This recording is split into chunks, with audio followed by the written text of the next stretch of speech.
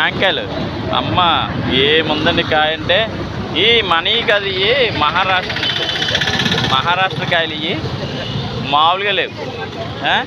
ఇవేమో 100కే 3 అంట, ఇవి 100కేమో 5 అంట. కానీ మామూలుగా లేదు. కానీ ఎంత ఎలా ఉన్నా జాంకాయలు ఎంత ఎలా ఉన్నా కానండి అమ్మడం మనిషిని బట్టి కాయలు ఎలాగైనా.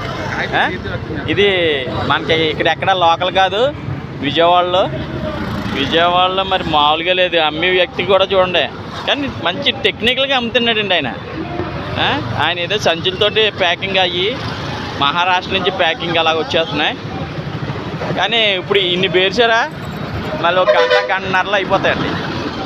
కానీ ఆయన ఏంటంటే మనిషి కూడా నవ్వుతే ఎత్తున్నాడండి కాయలు జాంకాయలు. తీసుకోండి మీకంటే ఎక్కువ ఎవరు అంటున్నారు ఎవరికి వచ్చినని. వాళ్ళు కూడా కొంచెం చెప్పిన దానికి కొంచెం మంచి అమ్మడం ఆయన మాట తీరుని బట్టి కాయలు 5 నిమిషాల్లో అయిపోతాయి. Okay friends, Vijayawada railway station నుంచి కొంచెం ఎదరకొత్త రాగానే ఇది ఏంటండి ఏరియా ఏంటి? ఇది లెనిన్ సెంటరా? లెనిన్ సెంటర్ అంట. లెనిన్ సెంటర్లో ఒక్క రకం మామూలుగా లేదు. ఆ వంతుని పక్కనే అమ్ముతున్నారు ఈయన. మీరు ఎప్పుడైనా విజయవాడ వస్తే కొనుక్కోండి, చాలా బాగున్నది.